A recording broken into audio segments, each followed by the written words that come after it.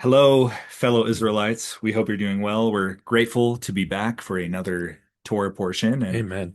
today we will be discussing the portion known as Chukat, which means statute. Statute. And we'll be reading Numbers 19 through Numbers 22, verse 1. And Yes. it is a really meaty portion today. So a lot of things going on. Yes. Yes, absolutely. S- So, just to I know we've discussed this before, but just by way of review, statutes statutes are those commandments that uh, are not intuitive necessarily, as opposed to the judgments or the mishpat or the mishpatim, which are things that are fairly like universal across religions and cultures. Thou shalt not murder, you shall not steal, do not commit adultery. But then statutes are things that are specific to God's peculiar people, Israel.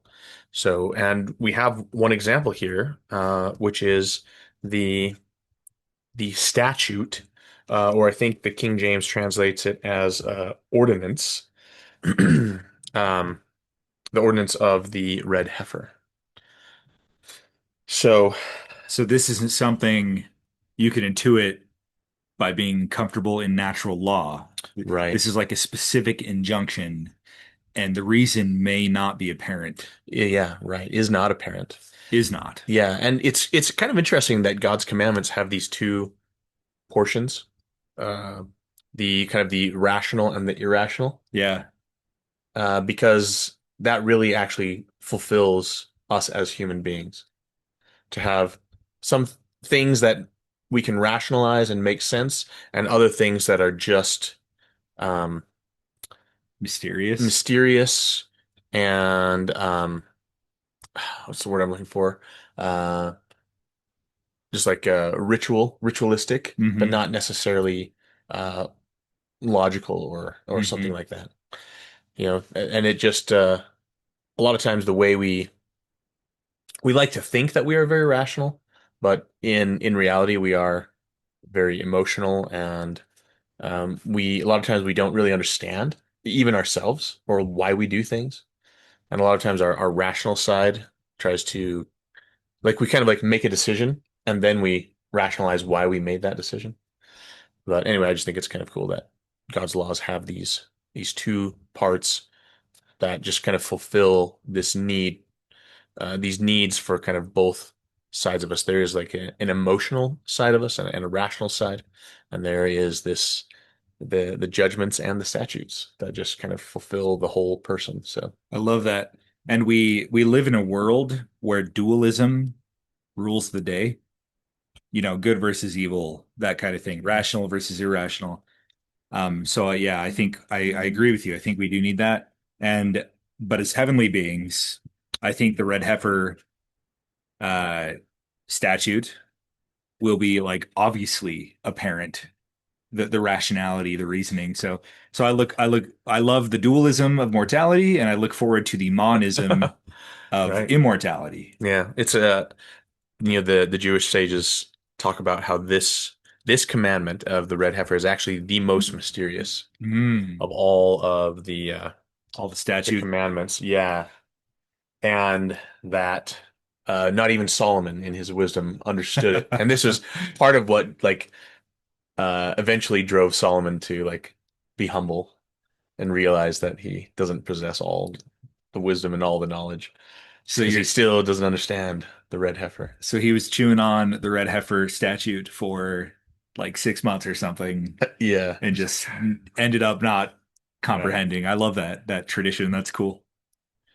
So, okay, red heifer, or in Hebrew, para aduma. So para is cow, Female. female, right? And then aduma is the word red, which sounds very similar to the word Adam or Adam, right? Which is kind of is a related word, right? Because well, for it's the word Adam is kind of a pun, isn't it? Hmm. it's a pun on his origin because the scripture says he was created from the dust, right? And The red clay. yeah, the red clay, right? The dirt. So that's red, and so so it's red, and it also is dirt, and dirt also like is also Adamah, right? I think the color red and the name for like dirt is the same. Hmm. And then we also have the Hebrew word for blood, which Hmm. is red, of course, too, which is not Adamah, but just Dam. So Adam, who is made from Adamah, has is becomes mortal and has Dam flowing in his veins, right? So and I think the red is interesting because I think it is supposed to be a reminder of both our blood and the dust of the earth, which are both like used as symbols of mortality, right? And death. And the red heifer is all about death and overcoming the impurity of death, which is um, which is the like greatest form of impurity, right? We've talked about the um, major and minor impurity, corpse impurity, but the impurity of death is the the most serious kind of impurity. It is the longest lasting, um, and it's the one that kind of takes the most to overcome, which is interesting coming at this from a Christian perspective because there's teachings in the New Testament talking about um, how uh, how Christ is was to overcome both hell but also death, right? So sin and death are kind of the two aspects of the atonement. Ritual and moral impurity. Exactly. Right. Exactly. And the yeah, because yeah, there's so many directions we could take this, but um so let's just read some of the things about the red heifer. Actually, before we do that, I want to mention that I want to point out that we have actually mentioned the red heifer previously already. Let's see. Okay, yeah, so we have mentioned the red heifer before, or the red heifer has been mentioned earlier in Numbers chapter 8 when the Levites were being consecrated for for their duties. It's alluded to. Yes, it's mentioned, but maybe not explicitly. I'll read it. It's Numbers chapter 8, verse 7 says, "And thus shalt thou do to them, the Levites, to cleanse them, sprinkle water of purifying upon them, and let them shave all their flesh, and let them wash their clothes, so make themselves clean." So this mention here of the sprinkling the water of purification, this is a reference to what we're going to cover here in this chapter 19, which is the waters of purification that are made from the ashes of the red heifer. And this is such an important piece of uh, the plan of salvation, I'll say, like the story of the world, the history and the prophetic things that are going to be coming in the future, because there is a critical prophecy mentioned in the book of Malachi. Okay, I'm going to go there. Malachi chapter 3, verse 3 says, "And he shall sit as a refiner," he meaning the Lord. "He shall sit as a refiner and a purifier of silver, and he shall purify the sons of Levi, and purge them as gold and silver, that they may offer unto Yahweh an offering in righteousness." Hmm. So he shall purify the sons of Levi. This is referring to what happened when the Levites were very first set apart here, which we've just read in Numbers 8, was it? Yeah. Sprinkle the waters of purifying upon them. And then here in Numbers 19, we have just how that's supposed to be done. And I want to say Yeshua quotes this to the Nephites in 3rd Nephi 24. That is So correct. there's some importance here. Yeah, it's amazing actually. Kind of in preparation for this podcast, I was listening to some stuff about the red heifer and listening to some podcasts from some well-known LDS YouTubers, and they were mentioning this red heifer and the purifying of the Levites, and actually listened to more than one podcast from this well-known channel. I won't mention it, but like they kept saying over and over, like this has really nothing to do with my religion or the religion of the Latter-day Saints. It's not anything that we're interested in as far as like anything that it has no theological significance. But I am interested in what the Jews are doing. And it's like, what do you mean it has no theological significance? It's quoted in the Book of Mormon and in the Doctrine and Covenants, Hmm. and besides in the Old Testament. Like those are our scriptures too. And I think it's a huge mistake to separate ourselves from From our brethren in the tribe of Judah. We're Absolutely. one body, Yes. one spiritual body. We got to stop alienating ourselves Yes. from our brethren and our sisters. Now on the flip side of the coin, this has to do why is this I haven't said, but I'll mention it now. Why is this such a big deal? And we hear about the red heifer in the news and stuff, and I'll talk a little bit about that, but um such a big deal because the red heifer is necessary to restart and rebuild the third temple, Hmm. which is also like a prophetic occurrence. It's something we are looking forward to, something that Joseph Smith prophesied about and was looking forward to as well. So, Latter-day Saints, we are looking forward to the third temple. Yes, there's going to be a lot of fireworks surrounding that, but it's part of prophecy, and it's something that um, it is part of our theology, part of our religion. So, what I was going to say, on the flip side, there are Latter-day Saints, even general authorities, um, Bruce McConkie especially, or notably in my mind, who have said things like the third temple is going to be rebuilt in Jerusalem, but it's going to be the Church of Jesus Christ of Latter-day Saints that's going to build that temple there. Hmm. And all respect to Brother McConkie, but I think he was a little bit zealous there. I do Hmm. not agree with that at all. Hmm. Um, Mormon doctrine is not scripture. yeah, the Book of Mormon doctrine, right? Like the book Mormon Doctrine by Bruce R. McConkie, for Yeah, those who don't. Mormon doctrine is not scripture, but scripture is Mormon doctrine. Yeah, I like that. Huh? That's true. Okay. Yeah. There's a t-shirt that says that or something. Yeah. Yeah. Okay. Yeah. And I think that just I think there's abundant prophecy, sayings of Joseph Smith.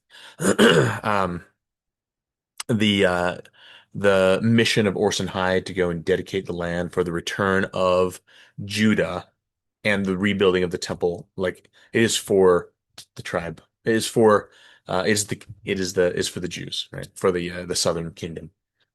It's their job. It is the Jews' job, and they're going to do it. Uh, you know, and I don't have any. I'm not making any prophecies here about when or how that's going to happen. But the red heifer is an important part of that. We've mentioned it before, but Joseph Smith wrote one and only one conference talk for a general conference. All the others he gave were extemporaneous, more or less, I guess, and were jotted down by scribes. Scribes. Yep. Yeah, writing out longhand. So what we have is kind of fragmentary. But 5th of October, 1840, Joseph actually wrote down um, the talk that was given, and so it's very important. It's a key talk, and actually he mentions this prophecy And at what the end. what strikes me is that this is 1840. This is the Nauvoo period.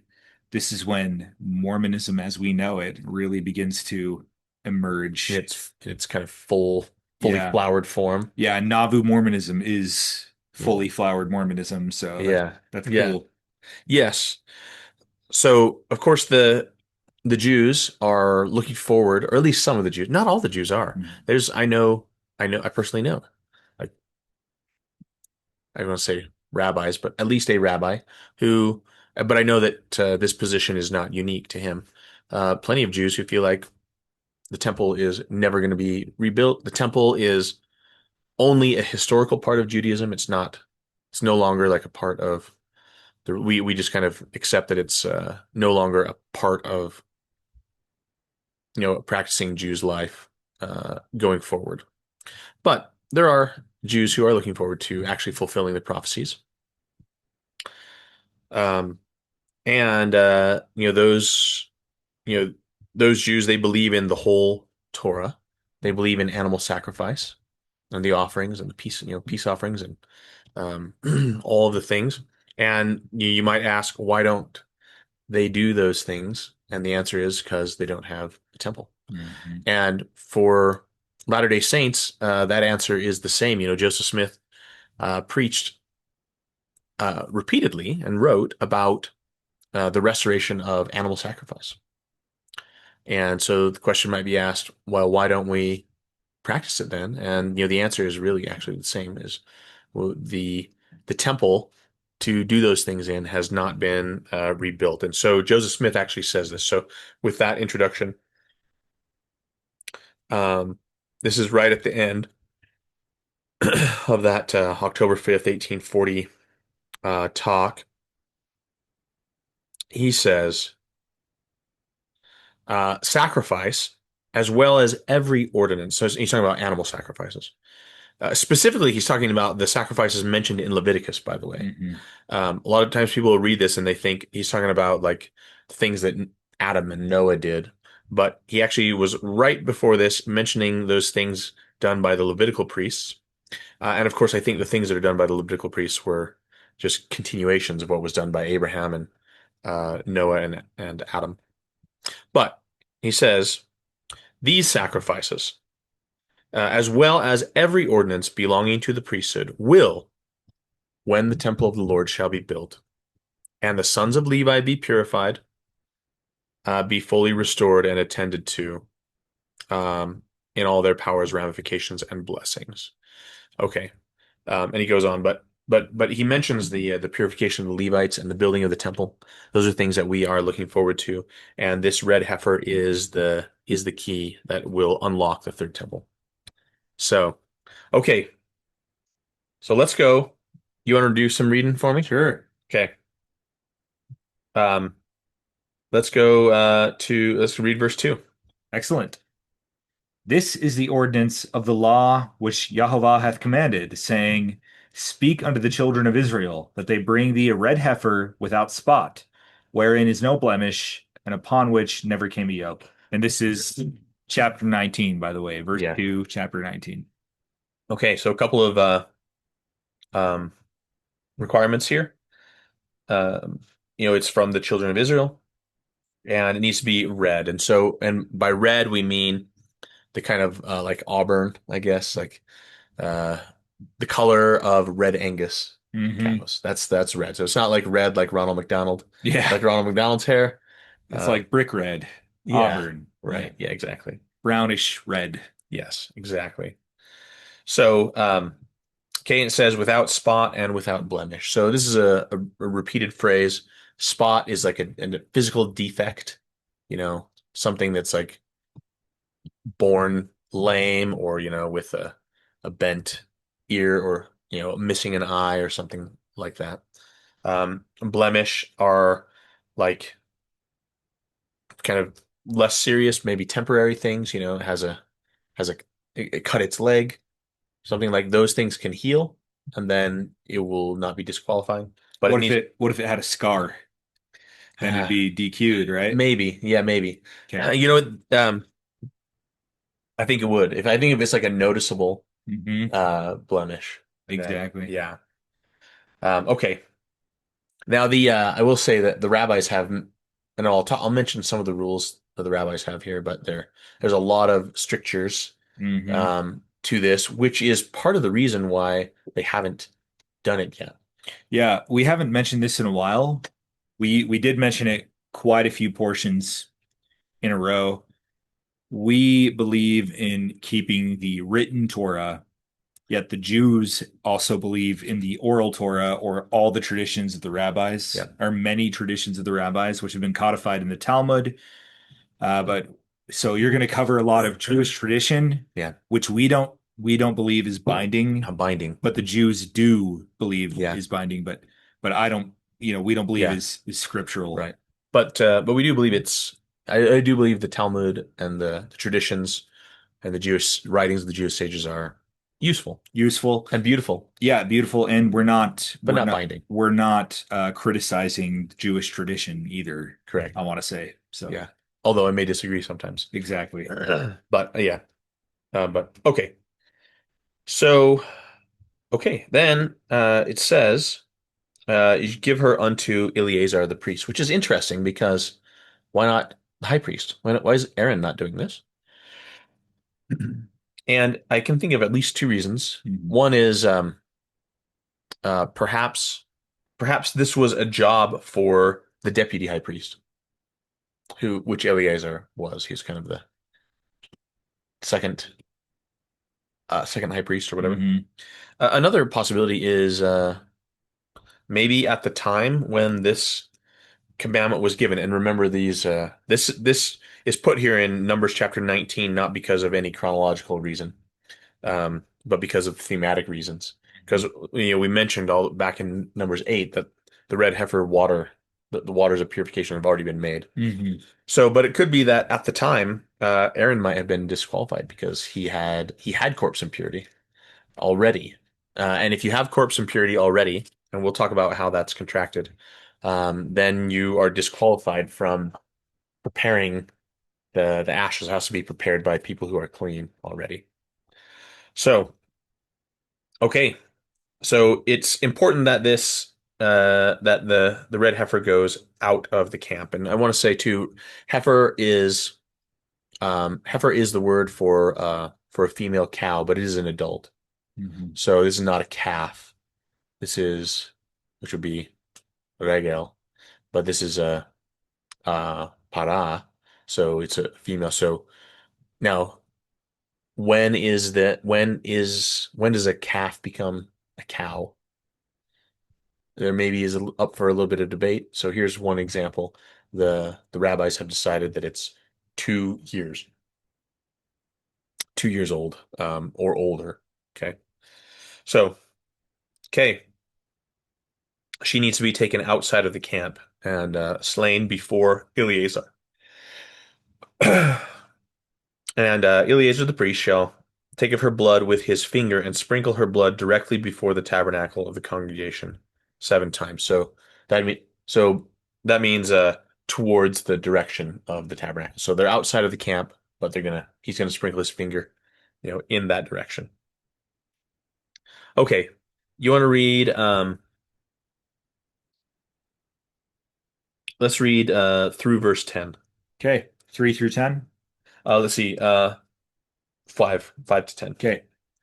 And one shall burn the heifer in his sight, her skin and her flesh and her blood with her dung shall he burn. And the priest shall take cedar wood and hyssop and scarlet and cast it into the midst of the burning of the heifer. Then the priest shall wash his clothes, and he shall bathe his flesh in water. And afterward he shall come into the camp, and the priest shall be unclean until even. And he that burneth her shall wash his clothes in water, and bathe his flesh in water, and shall be unclean until the even. And a man that is clean shall gather up the ashes of the heifer, and lay them up without the camp in a clean place. And it shall be kept for the congregation of the children of Israel for a water of separation. It is a purification for sin. And he that gathereth the ashes of the heifer shall wash his clothes, and be unclean until the even. And it shall be unto the children of Israel, and unto the stranger that sojourneth among them, for a statute forever. Hmm. Okay, good.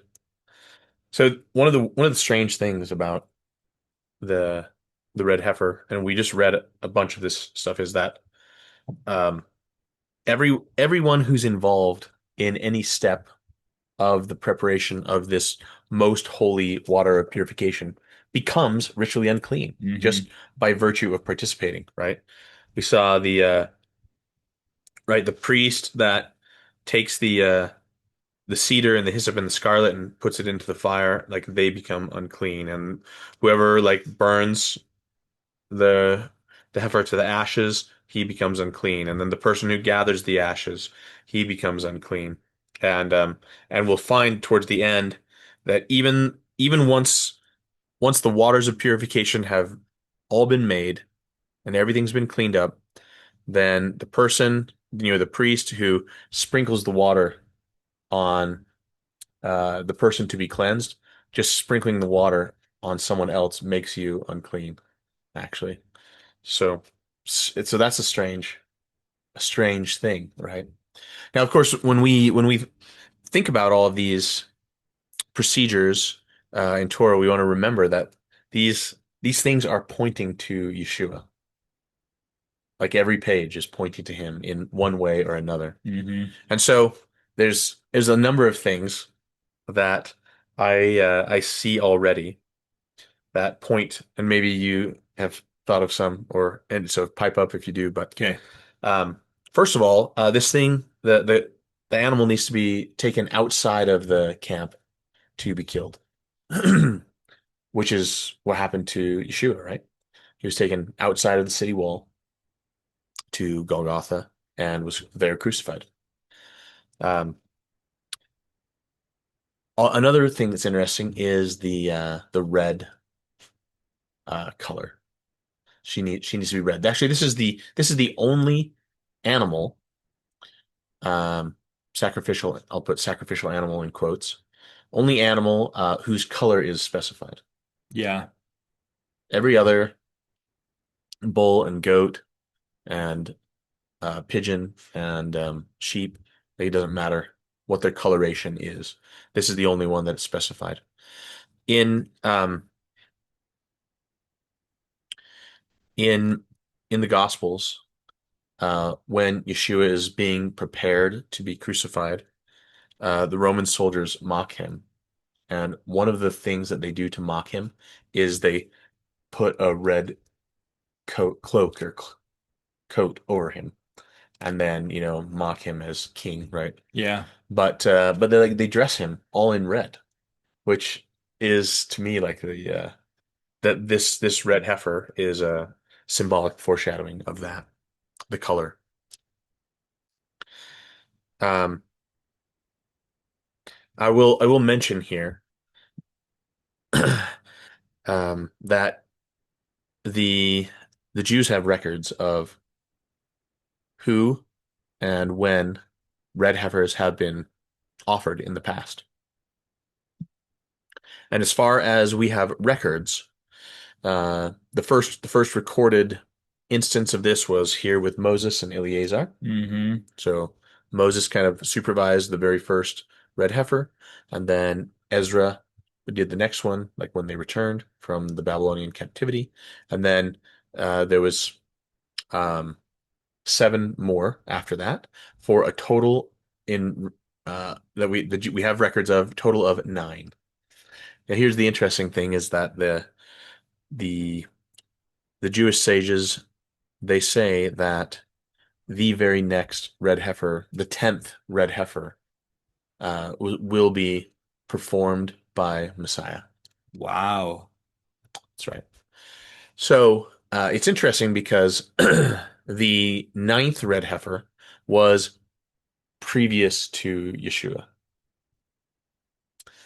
And so I believe that his death and the scenes relating to it, like the Romans putting the red cloak on him, for example, was like a fulfillment of this. Like it was the 10th red heifer. Yeah. But the Jews are still looking forward to, and I do believe that there is both a physical reality and a spiritual reality. Yeah. So I believe that the physical, and this goes with sacrifices too. Like sacrifices are going to be continued even though the atonement has already been made, because one points to the other for sure, Yeah. but doesn't replace the other. Yeah. So I just want to make that clear. So anyway, but of course, present day Jews, although there are many Messianic Jews, but um, rabbinical Jews, they reject the Jesus as Messiah, Yeshua as Messiah. So they're looking for someone in the future. So Jews and Christians can agree that we're looking forward to the coming of Messiah and the his reign over the world and his bringing world peace and all of the bringing in the messianic age. So, but that we know what Yeshua is going to be wearing when he returns. Yeah, what's he going to be wearing? Red robe Red. or a red sash. Yeah. Does it say? I think it's robe. I know that there's painting sometimes. Is that what you're thinking of? The red sash? Yeah. Or are there verses that you? I I I don't remember, but I also know in other translations it's a gold sash, Oh, which is interesting. But anyway, he will okay. be wearing He red will be wearing red. regardless of Okay. what that means. Yeah, that's cool. Yeah, and we have that even in like in Revelation and in Doctrine and Covenants Mhm. talks about his apparel being red, like Mhm. one who's trod the winepress. The warrior Yeah. king, right? Right. Yeah. Um, and I believe that he will be wearing the robe that he was wearing in Gethsemane when he sweat blood, As it were. as it were. Yeah, and I think he soaked that in blood, and that robe has been preserved Hmm. for him to wear upon his return. That's just speculation, but anyway, okay. We also have so in verse 6, you want to read verse 6 again? Sure. So the red heifer is burned, and in the fire, these other elements are added. And the priest shall take cedar wood and hyssop and scarlet and cast it into the midst of the burning of the heifer. Okay. So, at the it's interesting because we have these elements are like repeated Hmm. um in a lot of times. Like we had these elements, I don't know if you remember, we had these elements with the cleansing of the lepers, where they would take the birds, right? And also these elements. We also had the Passover, Hmm. where they would take the blood, which is scarlet, right? And they take hyssop, which is an oregano plant, and dip some oregano plant into the blood and use it as a paintbrush on the cedar, right? On the door frame, Yeah. right? So in the New Testament, we have accounts of the crucifixion, and we have scarlet because, of course, he was bloody. I mean, he'd been whipped. He's got the nails. He's got the crown. He had the robe of red, and then also hyssop was there at the crucifixion as well because they actually had a sponge like on the end of a stalk of hyssop. And oregano, I know oregano, if you go to the supermarket and get fresh oregano, it's like leafy and Hmm. soft, but oregano as a plant, like if you let it grow, like it becomes woody Yeah. actually. So So this is a branch, an oregano branch. yeah. Yep. And then of course, and then cedar, we don't have explicit, but like early Christian tradition holds that the cross was made of cedar, or at least like parts of it were made of cedar wood. So we have all these elements there. In surrounding cultures, the cedar tree was seen as the tree of life, Interesting. interestingly. So, That's very cool. Thank you. yeah. So this is another. So sometimes my wife Melissa gets annoyed sometimes. Like, why don't they go ahead and do the red heifer? Um, and there's many reasons, but one of them might be that they are expecting Messiah to do the next one. Hmm. So uh, I think that I think that the timing will be just right. Yeah. So Amen. let's read verses 11 through the end, I guess. And we'll probably Okay. read this whole thing. He that toucheth the dead body of any man shall be unclean 7 days. He shall purify himself with it on the third day, and on the seventh day he shall be clean. But if he purify not himself the third day, then the seventh day he shall not be clean. Whosoever toucheth the dead body of any man that is dead, and purifieth not himself, defileth the tabernacle of the Lord, and that soul shall be cut off from Israel, because the water of separation was not sprinkled upon him. He shall be unclean, his uncleanness is yet upon him. Okay. This is the law. When a man dieth in a tent, all that come into the tent and all that is in the tent shall be unclean 7 days. And every open vessel which hath no covering bound upon it is unclean. And whosoever toucheth one that is slain with a sword in the open fields, or a dead body, or a bone of a man, or a grave, shall be unclean 7 days. And for an unclean person they shall take of the ashes of the burnt heifer of purification for sin, and running water shall be put thereto in a vessel. And a clean person shall take hyssop and dip it in the water and sprinkle it upon the tent, and upon all the vessels, and upon the persons that were there, and upon him that touched a bone, or one slain, or one dead, or a grave. And the clean person shall sprinkle upon the unclean on the third day, and on the seventh day, and on the seventh oh, Hmm. and the clean person shall sprinkle upon the unclean on the third day and on the seventh day. And on the seventh day he shall purify himself, and wash his clothes, and bathe himself in water, and shall be clean at even. But the man that shall be unclean and shall not purify himself, that soul shall be cut off from among the congregation, because he hath defiled the sanctuary of Yahovah. The water of separation hath not been sprinkled upon him. He is unclean. And it shall be a perpetual statute unto them that he that sprinkleth the water of separation shall wash his clothes, and he that toucheth the water of separation shall be unclean until even. And whatsoever the unclean person toucheth shall be unclean, and the soul that toucheth it shall be unclean until even. Okay. All right. Lot, That was a lot going lot. on. Yeah. So how does someone contract corpse impurity? It is really two ways that are mentioned. Hmm. One is like direct contact with a corpse or even just a bone of And a human. and this is out in the open. Yeah, if it's out in the open. Or um, you can contract it by being under the same roof. It's like it says in where was it?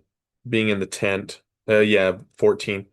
When a man dieth in a tent, all that come into the tent and all that is in the tent shall be unclean.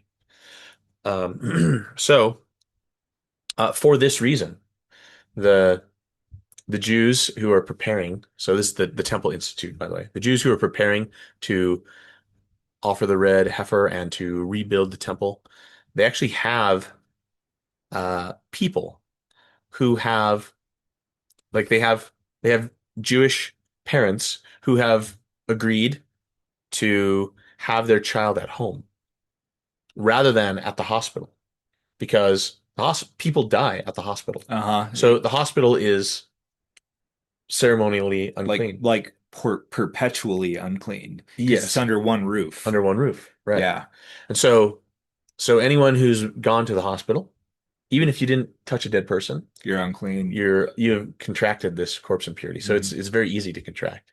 If you've ever been to if you've ever been to, a funeral home or you've been to a church, a funeral where there's a dead person and you've been under the same roof. Now, I think there is a little wiggle room here, whether it's whether it's in under the same roof as like the roof or the place where the person actually died, Hmm. which is what it says, versus going to a funeral where they didn't actually die, but they've been embalmed and they're You're there under the same roof, but it's not where they died. where they died. So I think that might be okay. But anyway, who hasn't gone to a hospital, right? Yeah. So um, okay, And go ahead. purification, being sprinkled with the heifer is on the third day, and then And and the seventh that's day. right. And but also on the seventh day is a ritual washing. Yeah, So a shower in modern day is what that right, would be, right. and then washing your clothes. But yeah, there's a couple of steps. Yes. Yes, and I think it's significant, looking at this um with looking at this through with Yeshua in mind, overcoming death, and it's a process, but there's something that happens on the third day and the seventh day. And of course, Yeshua, he uh, throws death off of himself on the third day. Hmm. And then the seventh day, I can't really think of anything that happened like, 4 days after. At least the Gospels don't record anything. But it does make me think of when death is ultimately going to be overcome. And we call that time period in Earth's history, we call that the millennium, which is the seventh day, is when like death is final, like the resurrection is going to be, or at least the majority of the resurrection, right, is going to happen during that, right before the millennium or like into it or something like that, right? Yeah. So, and also people will like death will be like people will be twinkled, right? Twinkled. Yeah. Yes. Right. So, Caught or resurrected in the twinkling of an eye. yeah, we're not going to be digging graves Hmm. during the 1,000 years, during the seventh day. Hmm. So I do think that this is pointing towards that. One of the interesting things also, this is back in verse 5, is that this is the only animal that is actually burned whole, without any dissection. There are other like burnt offerings and things where like all or most of it is, but burned. But this is the only one where it specifically says even with the dung, The like dung. Yeah. inside it. There are other sacrifices, other things where the innards are burned, but they Yeah. always take them and wash them Yeah. and then burn them. But here it's just the whole thing. Um, and I think that's significant too with the with Yeshua's death. Yeah. So, um, crucifixion is a humiliating way to die. And one of the things that frequently happens when someone is being crucified is that the pain is so much and they're approaching death, they will oftentimes lose control of their bowels and bladder. And it's like, and for the Romans, this is like an intentional aspect. This is a humiliating aspect. So, it could very well be that Yeshua had succumbed to that as well, like once he died. And That's so the body for you. here, right. So there he was with his whole body, including the dung, Hmm. and that all. And of course, they clean him up and stuff before they place him in the tomb. Um, but that's powerful, I guess, to think upon. And as the Book of Mormon says, God himself suffereth himself, right, to go through that ordeal. That's quite amazing. Humiliating, right? Right, condescending, Yeah. condescended. It's not condescending. Condescended below Yeah, all things. below all things. Yeah. Okay. Um,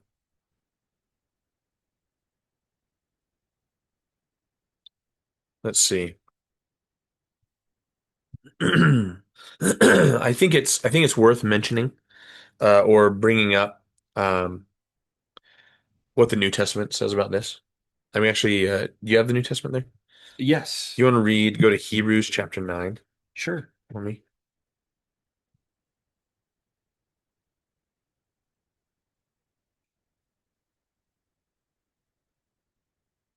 Okay. 11 through,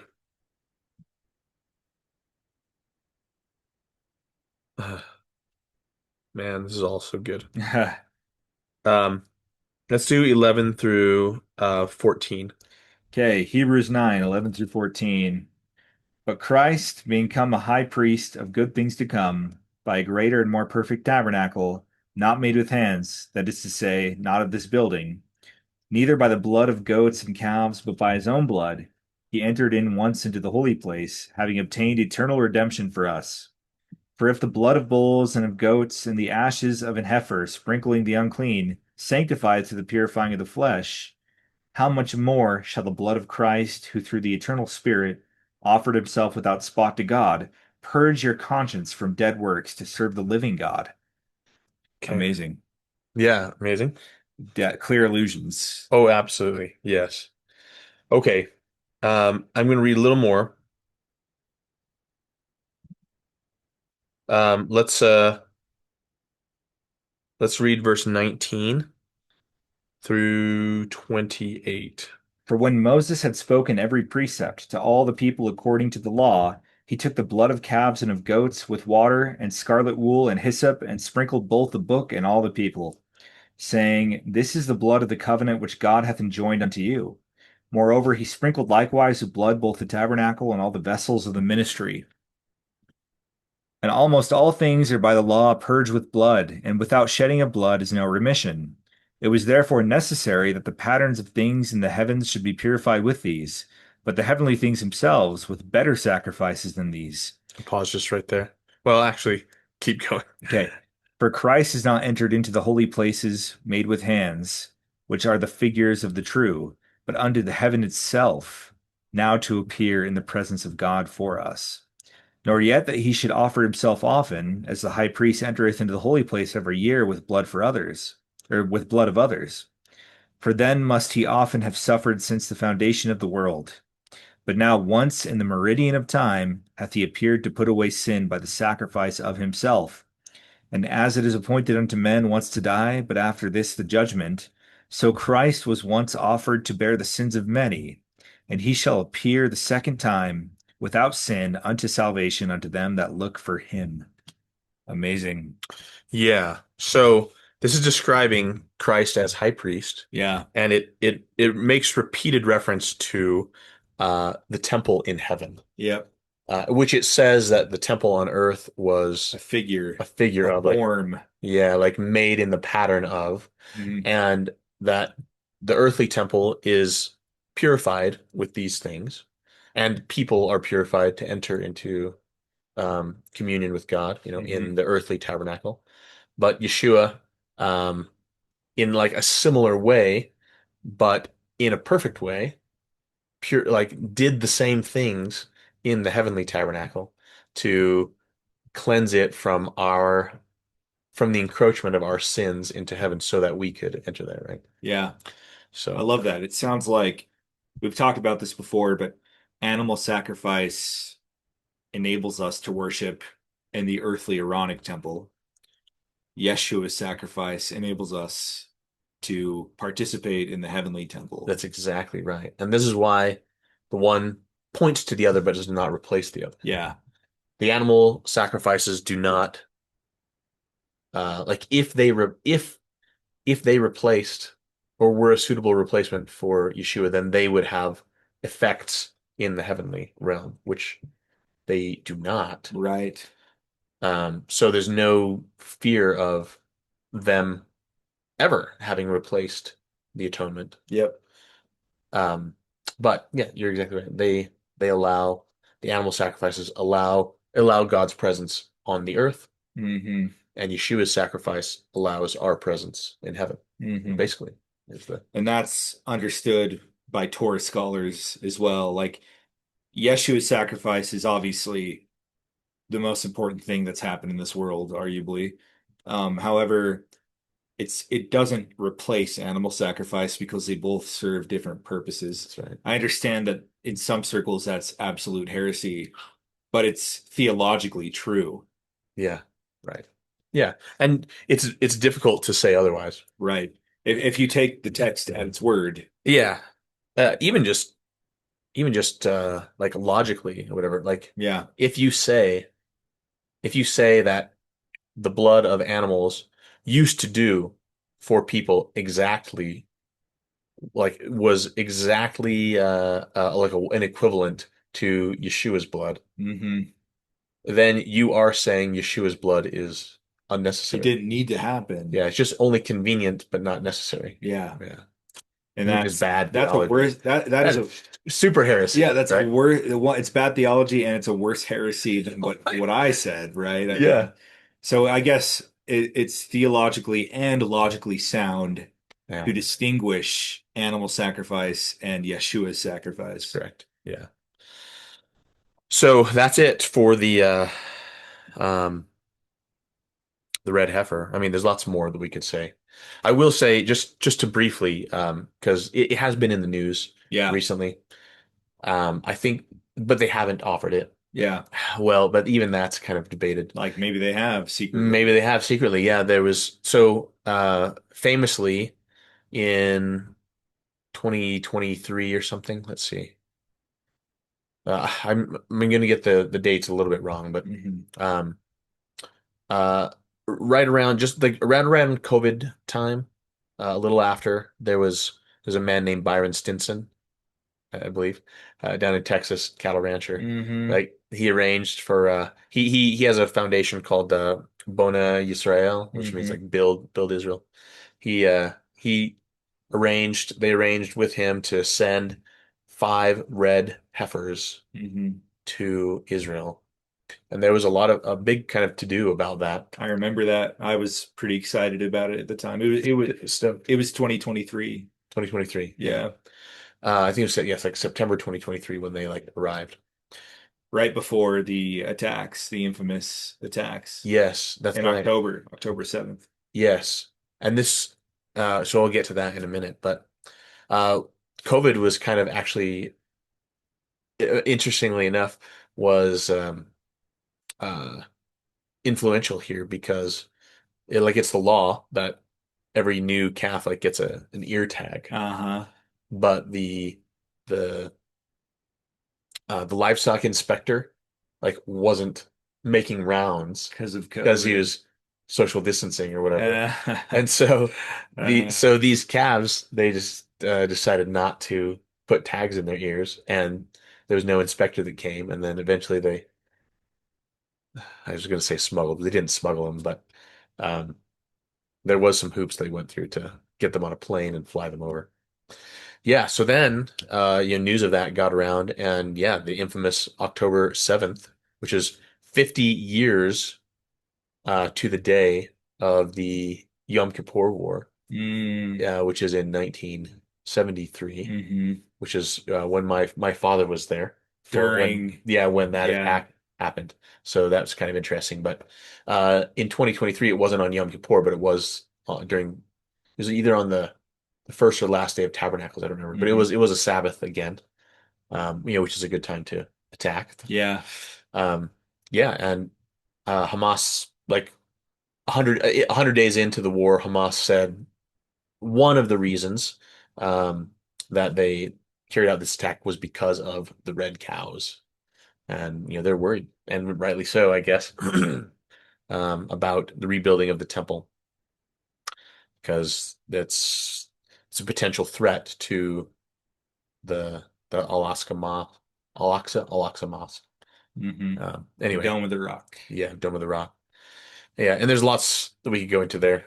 A lot of geopolitical. Yeah, yeah. I mean, that's not the focus of this No, there's podcast. possibility. Anyway, there's Yeah. interesting possibilities about Yeah. the temple being rebuilt, and it's possible that it could be built on the mount, but not encroach on the mosque. Yeah. Some people say no way. Um, who knows what's going to happen? Yeah. I don't know. Only God knows. Yeah, God knows. But anyway, but that was part of it. So then the the cows they're getting inspected, and there's a lower limit for the age, which is 2 years, but there's not an upper limit. Although they like to do it before 3 because what happens to the red cows is the same thing that happens to my beard here, which is they start growing as they get older, they start getting white And hairs. that is not in Torah. That is the extra rabbinic Yeah. tradition. Cannot have a single Well, they have, I don't remember all the rules, okay, but it's like you can't have more than a certain number of white or black of hairs. non-red hair. Non-red hairs, yeah, and also it depends on like how close they are to each other. If you have like a red hair on the shoulder and one on the rump, like that's different than if they're right next to each other. And you See, can like pluck them out sometimes, but only you can only pluck out so many. Uh, See, this isn't Torah. This is oral Torah, which is not Torah, right. but they view it as Torah, As binding. Right. as binding. Yeah. Right. So, It's many strict, tradition. yeah, many strictures. Also, also they feel like it has to be in a certain place on the Mount of Olives, which is also like from a Torah perspective, certainly not true. I mean, here we are in like they did it in the wilderness, Yeah. right? Um, Wherever God wants a temple, there can be a temple. Wherever his servants are moved right, upon by the Holy Spirit to build a temple, it's legitimate. right. But I could tell my wife, I said, yeah, they have all these rules that makes it there's a lot of roadblocks that they've like placed for themselves. But I do feel like that is making like this is I think God's hand is in this, like ensuring that it does not happen too soon. Hmm. Like whenever it happens, it will be. I am confident that the timing will be just perfect. So Amen. I don't know when that will be though, but Hope. so Yeah. so actually last year, July of last year, so basically a year ago today almost. It was John July 1st, 2025 that they had a practice red heifer uh sacrifice. Let's call it sacrifice. With all the trimmings. So everything was done as It's called a full dress rehearsal. dress rehearsal. Yeah. Yeah. And so according to the Talmudic requirements, it was not met. They were not met because it wasn't in the right place. Yeah. It was near Shiloh. It was like in Shiloh Hmm. rather than Mount of Olives. Hmm. Shiloh is where, of course, the tabernacle was for a time. Yeah. So of course there's no temple or tabernacle anywhere. So Shiloh seems like just as good a place as the Mount of Olives. Anyway, there's some intrigue with that because there was a lot of misinformation, even put out by the Temple Institute. Like, yes, everything was kosher. No, everything wasn't kosher. Some of the eyewitnesses say that the people who were present, like, claimed that this was a valid um, sacrifice, and they collected the ashes. And there are even people who claiming that they have been purified by them, but then other information saying no, it wasn't kosher. However, I will say that the dress rehearsal that they did, as far as I can tell, met all of the scriptural requirements. Fully Torah compliant, not Talmudic, not Right, Talmud compliant. But again, we view Talmud as tradition, not right. binding. So that's fascinating. So it's interesting. I don't know that. I mean, as far as I'm as far as we're concerned, Messiah hasn't come yet. For most Jews, I think that's the case as well. So, that's maybe another disqualifying thing. But the let's see, one last thing I was going to say. Oh, and then just like a month or two ago, so this is 2026. If you're watching this later, there was for the first time in a long time an actual a red heifer born in Israel. So Wow. by now they say that the five red heifers that came, they're all disqualified Yeah. now, and one of them's dead. So although that one uh, may or may not have been disqualified as well, there's just conflicting information. But there is a native one that was just born. Amazingly, I think it was neither of its parents were red. Whoa. All right. I think I can't remember. One of its parents was black and white, and the other was just black, I think. But so it was kind of a surprise. So anyway, we'll see.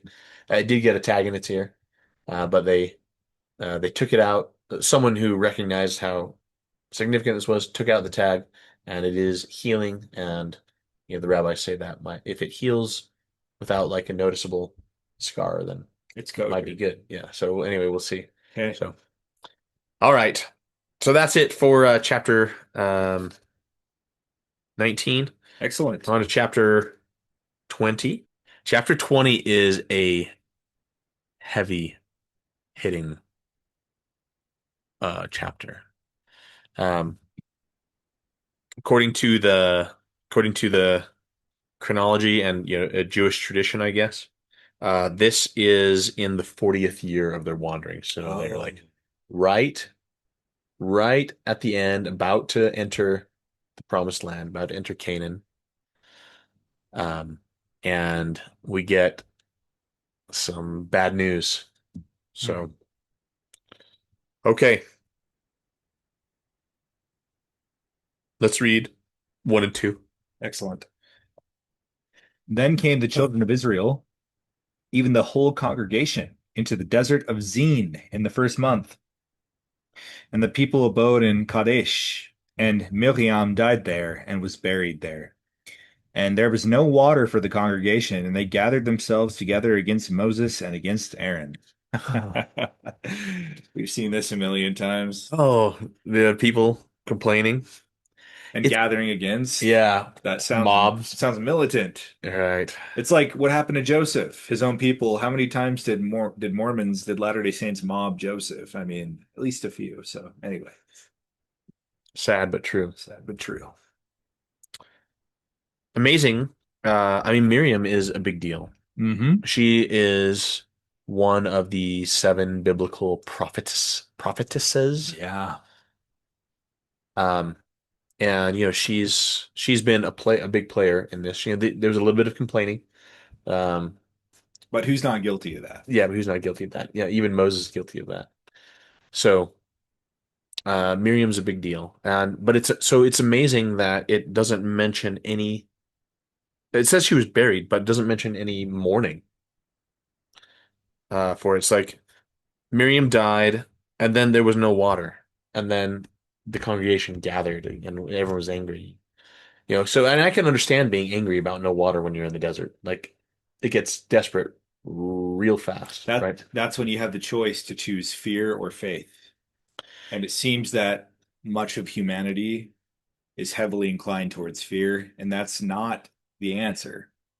Right. But I don't put myself above that. I hope that I can increase my faith not to fall into that. So Yeah. Amen. That's good. yeah.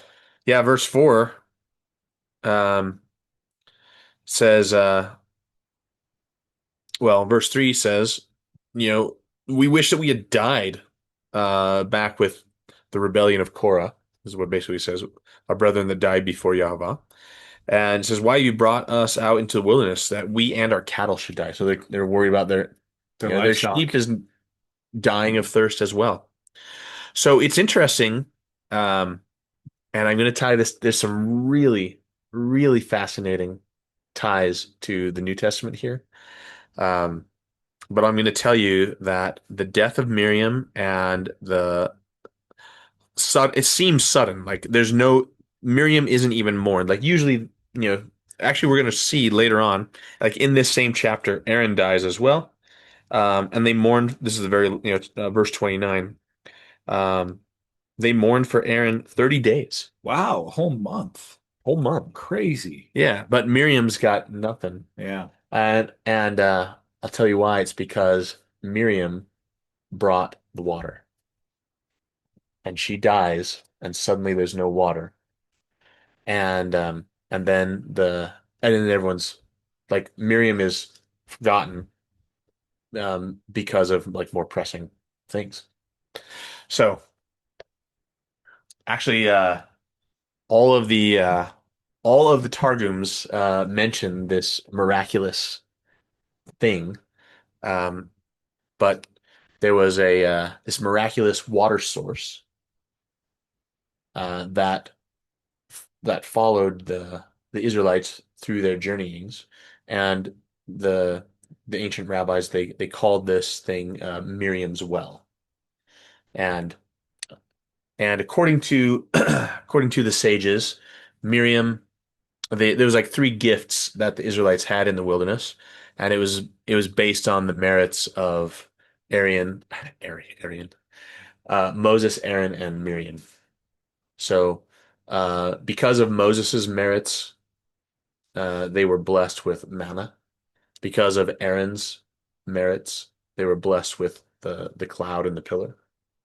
And because of Miriam's merits, they were blessed with water. And when each of them dies, then like the thing disappears. So Miriam dies and the water goes away. Although because of Moses's merits, it's brought back. And then Aaron dies, and the cloud and the pillar go away. But because of Moses' merits, it comes back. But then when Moses dies, then all three of these things go away. Like the manna stops, the water stops, and the cloud stops following them, and then they're in the promised land. So the Targums have a bunch to say about this, actually. I'm going to read. This is Targum Pseudo Jonathan, also called Targum Jonathan. um, Numbers chapter 20, verse 2. Miriam, well, verse 1 and 2. Miriam died there and was buried, and on account of the innocency of Miriam, a well had been given. So when she died, the well was hidden, and the congregation had no water. Okay. Let's see. So like a spring followed them or something. Yeah, exactly. Wow. That's pretty amazing. I love the Targums, Yeah. and they're quoted in the New Testament. So, hey, Yes. look at that. Let's see. I'm just gonna see if Onkelos had something about this. Pseudo Jonathan mentions that Miriam was kind of the source of this water. So it was that the well of water had originally been given to them, but as they journeyed along, we'll see later that like Miriam would like sing a song, and the well would begin like producing. That's beautiful. So okay, so but the people come and they're worried, right? And so they went to Moses and Aaron. Moses and Aaron go to the tabernacle, fall on their faces. The glory of Yahweh appears. Um, verse 7. You want to read verse 7 Yeah, and through 10? sure. Let's see. Actually, through 11. Okay. And Yahweh spake unto Moshe, saying, Take the rod, and gather thou the assembly together, thou and Aaron thy brother, and speak ye unto the rock before their eyes. Speak ye unto the rock before their eyes. And it shall give forth his water. And thou shalt bring forth to them water out of the rock. So thou shalt give the congregation and their beasts drink. And Moshe took the rod from before Yahweh as he commanded him. And Moshe and Aaron gathered the congregation together before the rock, and he said unto them, Hear now, ye rebels, must we fetch you water out of this rock? And Moshe lifted up his hand, and with his rod he smote the rock twice, and the water came out abundantly, and the congregation drank, and their beasts also. So okay, everyone got water. Yep. So even the beasts, as it mentioned. So some amazing things here. And I know you emphasized some of them while you were reading, which is good. Yeah. Okay. Strange things, right? First of all, um, Moses is told to bring the rod and then to speak, right?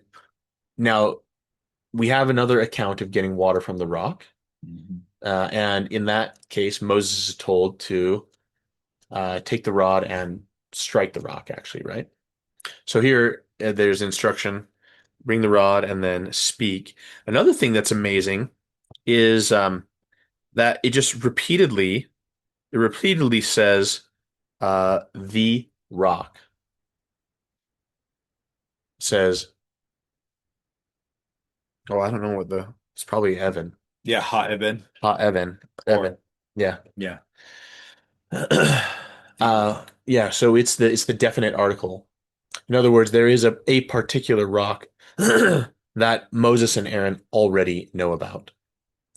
And this is Miriam's well, is that there was a rock. Some of the sages say that the rock was shaped like a sieve, like it had like holes on it, and when it was needed, then like water would like come gushing out in different directions and like water the whole camp. Like everyone, like all the camps around, they'd like dig canals or whatever that went through, and then the water would gush out and it would like irrigate everything. Um, so I mean, so that's tradition, but but we know they had water somehow. But it's amazing that it says the rock, the rock, the rock. And then um and then Moses and Aaron, um Moses says, must we fetch you water out of this rock? Like he doesn't say the rock. He says this rock. Like it's a, I don't know. I think there's a little bit of disrespect there.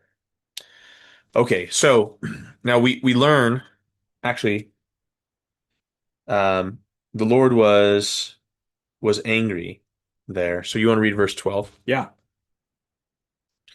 And Yahweh spake unto Moshe and Aaron, because he believed me not to sanctify me in the eyes of the children of Israel. Therefore ye shall not bring this congregation into the land which I have given them. So we have Miriam dies. Later, spoiler alert, Aaron dies, but right here, Moses and Aaron are both told, you guys are not entering the promised land. So it's like boom, boom, boom. Like the three like chief people, of Israel just get like knocked out in this chapter. It's so bitter. Yeah. Right. So now there is actually a lot of debate about what was so wrong about the actions that Moses and Aaron took. Mhm. So, what are your thoughts?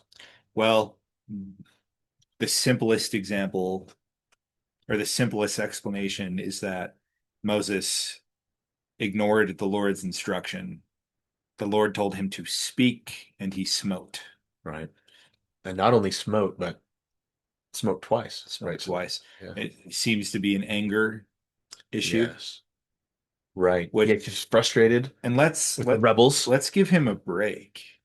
He's been the meekest of like meeker than any man on earth. Right. He has been repeatedly engaging in prophetic intercession for these people. Moses is full of faith and hope and charity. In fact, a perfect brightness of hope and a love of God and all men. Mm. Let us not belittle Moses or downplay his optimism, his eternal vision Amen. here. But in the moment, when you have more pressure than any man than most men have ever had on your shoulders, Right. that's kind of a different thing, you know? Right. Agreed. So there are some people who say it might have been confusion. Like this, oh, there's pros and cons to each of these kind of ideas. Yeah. But so might have been confusion. Like this is legitimately like what was instructed last time. Yeah, like he hears the instruction and then just isn't thinking too deeply about it, right? And just goes He's and like, yeah, oh yeah, okay, I'll do we'll do what, this again. yeah, exactly. Yeah. The It could, con with that is like it's not merciful. It's like an innocent mistake. Why would right, the Lord bar him from the promised land right, for for pushing an him? innocent mistake, right, Not a sin, not a knowing sin, I should right, say. right, right. I have heard some even maybe theorize that, and this kind of like combines the idea of like anger with confusion, maybe. Like Okay. maybe he did this because maybe he was supposed to speak to it, but like there was a mob, angry mob, and Oh, he's just angry at them, and we already know that he has like stammering lips, and he just kind of starts to stutter or something, and then just starts smacking the rock or something. it's like a nerve. His nerves are Right. So this is a out of whack. possibility. Yeah. Yeah. Okay. Um, And I want to say I said not a sin. He did disobey instruction, therefore an ignorant sin. right. Which is It a different category of thing, right? yeah, yeah. Amen to that. Okay. Um, it could be that there's like grief involved here. Like he's not thinking clearly because Miriam just died. And on top of all of this, okay, then there's the anger thing, which I think is actually closer to it. And actually, Psalm 106, 32, um, 32 says speaking about this, that they angered him also at the waters of strife, so that it went ill with Moses for their sake, because they provoked his spirit so that he spake unadvisedly with his lips. Like Moses was angry, it says in the psalm, like, and spoke unadvisedly, to put it diplomatically, I guess. Okay. There is another train of thought, and I don't. This is definitely not scriptural, but I do find it has some merit. Is that this was intentional on Moses' part, that he knew that he was disobeying, but he realized that if God told him to just speak to the rock and then the rock obeys, then God would like use this as a metaphor against the children of Israel. Like I I speak and the rocks obey, but I speak to you and you don't, and I have to smite you, and I have to chastise you, to get you to obey. So that's some New Testament imagery right there, like even the rocks, or Yep. maybe Old Testament imagery, but what I see is more prophetic intercession on Moses' Yeah, part. and Moses is like, I'm just gonna hit this so that God won't be able to say the rocks are better than you, Israelites. Wow. So whack. He whacked, and then, according to this idea, Moses knew that this was going to disqualify him. Well, and in this idea, this if this is the case, this shows how intimately Moses knows God. Hmm. He is increased in knowledge such that he knew where this was going. He just intuitively he's full of intelligence and intuitively knows the Yeah, I think reason. it could be. Yeah, I really like that. So more than this, the this is the Jewish view and like the Latter-day Saint view as well, is Yeah. that like basically you're resurrected you where you where your body lies. Like you Hmm. come up out of the grave, right? A little bit tricky for people who've been eaten by sharks or whatever, but something's gonna happen. So Oh, that's funny. so Moses is has he know he has this prophetic task to gather Israel and to bring them into the promised land. But he knows um and feels compassion for his brethren, of the house of Israel who have died in the wilderness, from the entire generation older than 20, who, because of the spies, because of the rebellions of Korah and Dathan, because of the various other plagues and whatever. There are people that have been left behind, and Moses feels like responsibility for them.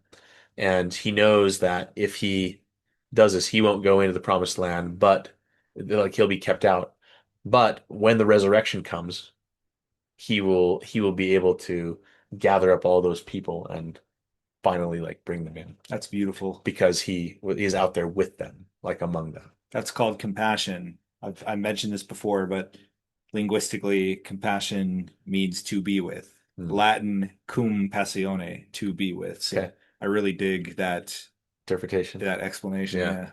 So anyway, um, now the Targums have amazing things too. Let's see if I can remember which one it's in. I think it's in uh, Jonathan, although all of them have interesting things on these sections here. So yeah, okay. So this is a pseudo Jonathan. This is the instructions. So it's yeah.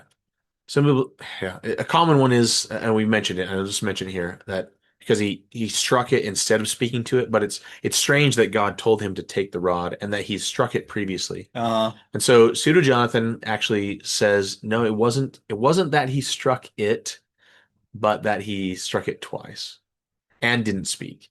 Is that he was actually supposed to speak to it and strike it once. not out of anger. Yeah, Yeah. speak to it and strike it once instead of not speaking at all and striking it twice. Okay. So take the rod of miracles and gather the congregation, thou and Aaron thy brother, and both of you adjure the rock by the great and manifested name, while they, the congregation, look upon it, and it shall give forth its water. But if it refuse to bring forth, smite it thou once with the rod that is in thy hand, and thou wilt bring out water for them from the rock, and the congregation and their cattle may drink. Now, it goes on here, verse 11. Moses and Aaron didn't follow that instruction. It says Moshe lifted up his hand and with his rod, struck the rock 2 times. Why 2 times? It says the first time it dripped blood. Wow. And then the second time there came forth a multitude of waters, and the congregation and their cattle drank. So amazing that amazing that this rock in the wilderness brought forth, gave them water. Amazing that the rock, when it was struck, the first time brought forth blood, and then the second time water. Because the New Testament pulls on this and says that that rock was Christ. Amen. So this is amazing. First Corinthians,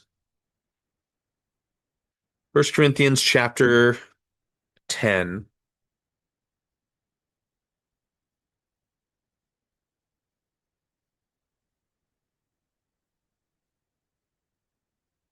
First Corinthians chapter 10. Um, you want to read verse 1 through 4? Absolutely. Moreover, brethren, I would not that ye should be ignorant how that all our fathers were under the cloud and all passed through the sea, and were all baptized unto Moses in the cloud and in the sea, and did all eat the same spiritual meat, and did all drink the same spiritual drink. For they drank of that spiritual rock, capital R, rock, Hmm. that followed them, and that rock was Christ. Okay. Amazing. Amazing. Now something I had not noted. I had read this. Yeah, I read the New Testament several times. I read this passage more than several times because Yeah. it's such beautiful symbolism. But and I'd read about the rock being Christ, and I love that he's the rock of our Redeemer, and there's all kinds of references in the New Testament, and if you're watching this, they'll come to your mind about how he says that I will give you living water, um, and so on, and so they drank the living water from him. But I'd never had noticed until recently that it said that the rock followed them through the wilderness, like this rock, like rolled along or scooted through the desert with them. That's what it says. That's what Paul says there. And the Masoretic text and the Septuagint don't actually say that, but the all of the Targums do. Yeah, Paul is at least alluding to the Targums. Well, I think the case is that he is, but he views that as authoritative. Right, which is amazing, right? Okay. So, um I'm going to skip ahead a little bit. Um because we're just going to keep talking about this well, but we're going to go to chapter 21. Okay. Let's see.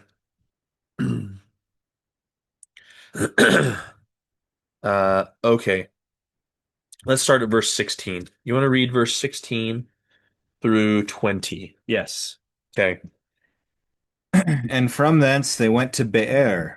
That is the well whereof Yahovah spake unto Moshe, gather the people together, and I will give them water. Okay, now pause right there. It's interesting because just just in the previous chapter it says the rock, but here it's actually said he actually says it's a well.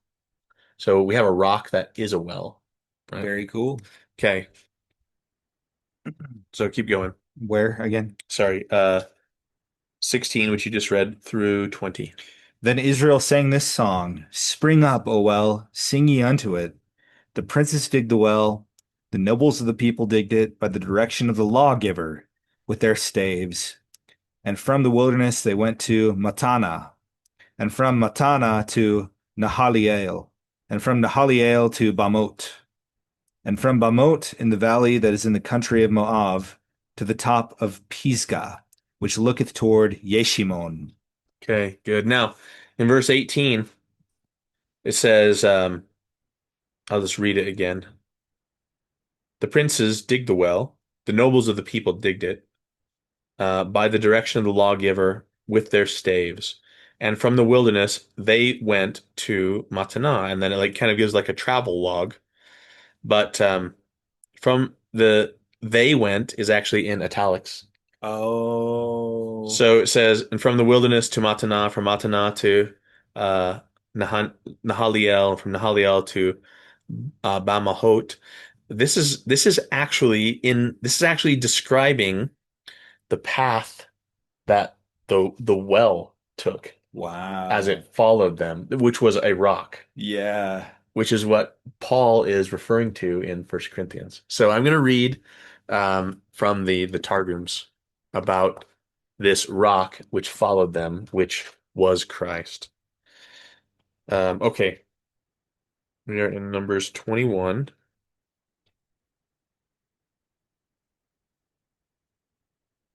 Let's see. I'm going to save that one. We'll do Targum Onkelos first. So Numbers 21:16, and from thence was given to them the well. Like it was given, the well was given to them, which is the well whereof the Lord spake to Moshe, gather the people together, and I will give them water. Therefore sang Israel this song, Spring up, O well, sing ye unto it. By the way, this is referencing like the Moses struck the rock earlier, but later on, in the next chapter, which we're in right now, um, instead of instead of it had been like Miriam had been the one that sang to it, but here they're like all singing to it now, like the princes gather together, like Miriam taught them the song, and they sing, and the waters start flowing. So, okay, uh, the well which the princes digged, the chief of the people cut it, the scribes with their staves, it was given them in the wilderness, and from the time that it was given to them, it descended with them to the rivers, and from the rivers it went up with them to the height, and from the height to the vale which is in the fields of Moab, the head of Ramatha, which looked towards Beth Jeshimon. Okay, so All it right. like it followed them. It went here and it went there. In the Jerusalem Targum. Let's see.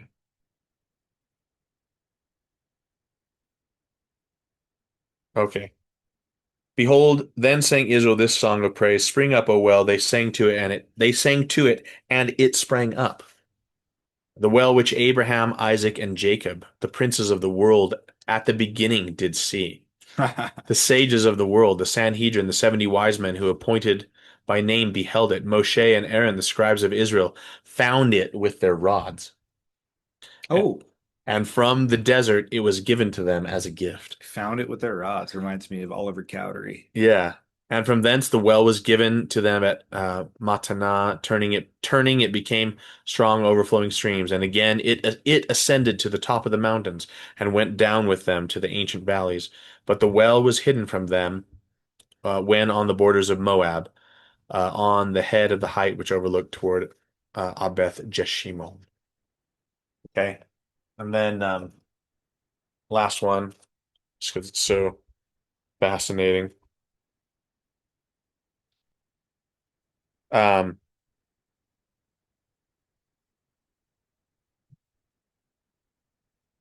let's see. Okay. So again, in the regular, like in the King James, it says the princes dig the well, and in the Jerusalem Targum and Jonathan, it says the princes are Abraham, Isaac, and Jacob. Hmm. Like the okay, so the well which the fathers of the world, Abraham, Isaac, and Jacob, digged or found, the princes who were of old digged it. The chiefs of the people, Moshe, Aaron, and the scribes of Israel, found it with their rods. And from the desert it was given them for a gift. And from thence it was given to them in Matana, turning it, it went up from the high mountain. Okay. It says basically the same thing, but um, anyway. But it says that it was hidden from them on the borders of Moab because they neglected the words of the law. So, Anyway, pretty amazing stuff, and amazing that that this that Paul like mentions that in the New Testament, that the rock, which was the water source, was following them through the wilderness. Love that.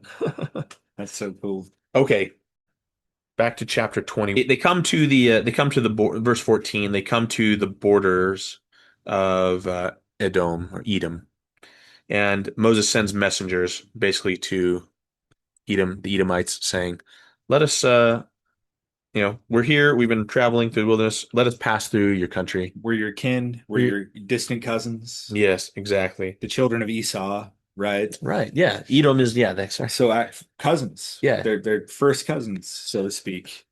Right. As far as family branches go. Yeah. Yeah. And Edom said unto them, no. Verse 18, thou shalt not pass by me, lest I come out against thee with the sword. And the children of Israel said, we will go by the highway. Like we'll stay, we're not going to deviate, we'll not let our cattle stray, we'll not even drink any water that we find there. Um, but Edom said no. Edom assembled their army, came out, and refused to give Israel passage. And so the Israelites just peacefully went around. So Edom was not part of the land given to the Israelites. Yeah. That was a possession given to Edom, to Right. Esau. Right. Esau inherited blessings as well. And later on in the Roman period, this land is known as Idumea. And Herod was half Jew, half Idumean. That's right. That's right. Interesting. Okay. Lord spake unto Moses and Aaron in Mount Hor by the coast of the land of Edom, saying, "Oh, sorry." And so, sorry, verse 21. So Israel turned away, and they went around Edom. Because, like you said, they didn't have a right to the land. Yep, So the Lord says, just go around. just go around. It'll be longer and a little harder, but Yeah. okay. Then the last part in chapter 20, the Lord spoke to Moses and to Aaron in Mount Hor, saying, verse 24, Aaron shall be gathered unto his people, for he shall not enter into the land which I have given unto the children of Israel, because he rebelled against my word at the waters of Meribah. So Aaron and Moses and Aaron's son Eleazar, who's the deputy high priest, they go up to the top of the mountain there, Mount Hor, which this is right by the ancient city Petra. If Mm. you've heard of that or seen that, Hmm. Petra is amazing. I've never been there, but they have very intricate architecture, just like carved into mountains. Yeah. They have like palaces with chambers and halls and columns and decorative things.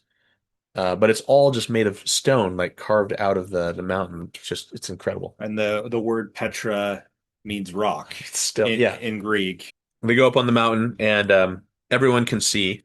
Says it was in the sight of all Israel, and Moses stripped Aaron of his garments, so basically took them off and gave them to his son Eleazar, and then Aaron died there on the top of the mountain. Beautiful place to go. Yep, and when all the congregation saw that Aaron was dead, they mourned for him 30 days. And the text doesn't say it, but according to tradition, um, the just like the water, there was an interruption in the source of water when Miriam died. When Aaron died, then the cloud like left the tabernacle, which goes right into the next part, because the cloud provided. I mean, the cloud was a physical representation of the presence of God, but it was also the protection of God. Yep. Not just from the sunshine, but from their enemies. According to Jewish tradition, like the cloud as they went along, the cloud actually uh would like smooth out their path. that the cloud would go ahead of them and like basically make raise the valleys and lower the hills, you know. So do some grading. Yeah, it would grade the path. Yeah. It reminds me of like the prophecies of Isaiah, I think it is too, about the crooked straight, the rough places plain.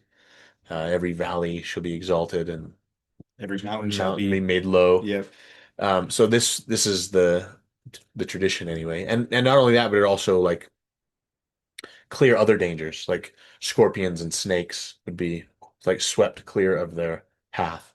And so we see in chapter 21 that this protection was taken from them momentarily, and so uh, King Arad, the Canaanite, heard that Israel came by the way of the spies, and he went out and fought Israel and like won and took some of them prisoners, it says, right? Yeah. So according to tradition, he not only heard that Israel was coming, but also heard that their protection had gone, and so that like emboldened him.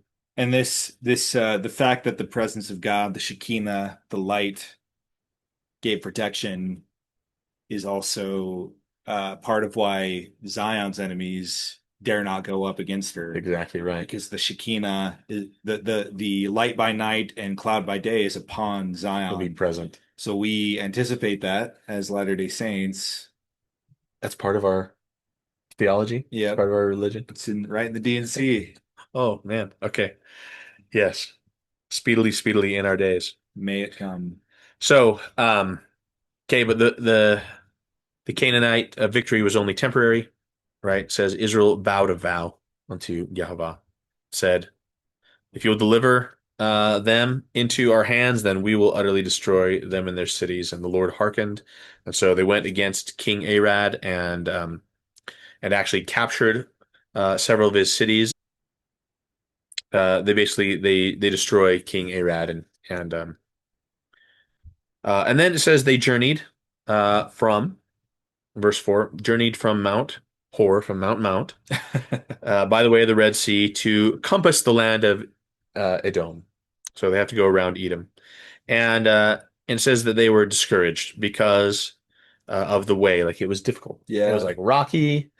And also, I mean, this is another maybe evidence or I don't know, support for that tradition about the cloud being gone. They were walking. Maybe it's hot. They didn't have the cloud. Maybe it was rock. It wasn't smoothed out. And they lost a battle, and so they're complaining. Surprise. Okay, you want to start at verse 5? Yeah. And the people spake against God and against Moses. Wherefore have you brought us up out of Egypt to die in the wilderness? For there is no bread, neither is there any water, and our soul loatheth this light bread, this manna. Yeah, we loathe it. And so, um, the Lord sent fiery serpents among the people, and they bit the people, and much people of Israel died. Um, now the again, tradition has some things to say about this. Again, it's the protection. So like snakes come. The I will say the Targum Suit of Jonathan like mentions the cloud being pulled away. But at this instance, when they're complaining, it says the bot coal, which is the bot coal fell from the high heaven. The bot coal is the daughter of a voice, so it's like the still small voice, basically is what it's saying. The bot coal fell from high heaven, and thus spake, "Come, all men, and see all the benefits which I have done to the people whom I brought up free out of Mitzrayim. I made manna come down for them from heaven, yet now they turn and murmur against me. Yet behold, the serpent, whom in the days of the beginning of the world I doomed to have dust for his food, hath not murmured against me. But my people are murmuring about their food, and now shall the serpents who have not complained of their food come and bite the people who complain." So it's like a little bit of poetic justice, I guess, here. Hmm. So, um, okay, so we know what happened, right? Moses is told Well, the people came to Moses and they actually did something amazing. Verse 7, they said, "We have sinned Hmm. and spoken against you and against the Lord, and so please pray and take the serpents away from us." So Moses prays, and the serpents don't leave, which is what they'd asked for, which is kind of amazing. But the Lord tells Moses to make a fiery serpent. Make a fiery serpent and set it upon a pole, and it shall come to pass that everyone who is bitten, when he looketh upon it, shall live. And Moses made a serpent of brass and put it upon a pole. And it came to pass that if a serpent had bitten any man, that when he beheld the serpent of brass, he lived. So, um, like this is like a theme throughout scriptures often, isn't it?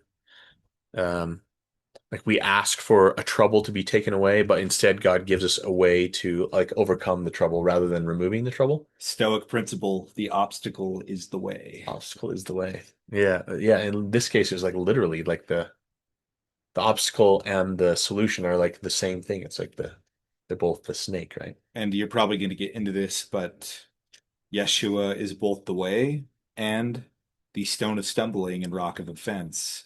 It depends on your heart posture. I love that. Yeah. Yeah, I love that it's very homeopathic. Yeah, Like yeah. the and I will say that back with the red heifer, I think it's very homeopathic as well because you actually take the ashes and you add it to living water. But it's like the ashes are like a representation of death, right? Dust to dust, ashes to ashes. Yeah. Like it's a symbol of mortality, but then it's diluted in a bunch of living water, and then so this little bit of death that gets sprinkled on people, and that's like the cure for the contamination of death. Mhm. So yeah, now this symbol of the brass serpent being lifted on a pole, this becomes like a symbol of health and healing. So there's like Greek symbols, the god Asclepius. I need to. Something like that. I can't remember how to pronounce it. This his staff has a is staff with a serpent like wrapped around it. Which has been adopted by the world's medical systems. Yes, right. So and sometimes it's one and sometimes it's two. Hmm. But anyway, and of course this symbol is picked up by other scripture writers too. The Book of Mormon is full of references, like dozens maybe of references to the brass serpent and Yeshua himself when he's speaking to Nicodemus. He mentions this and says that this is a symbol of him. That as I'll read that. It's in John chapter 3. Let's see. Oh, maybe I'll read it.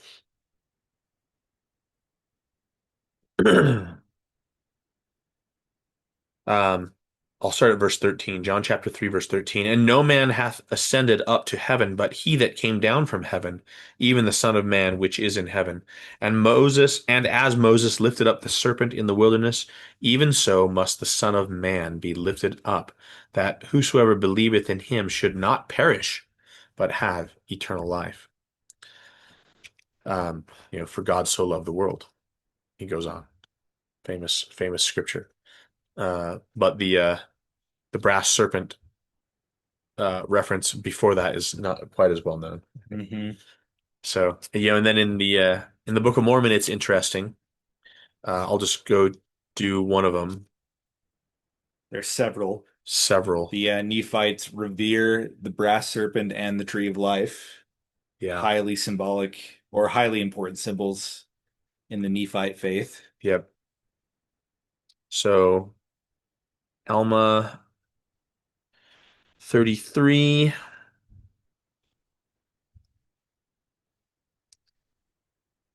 Okay. Starting at verse 17.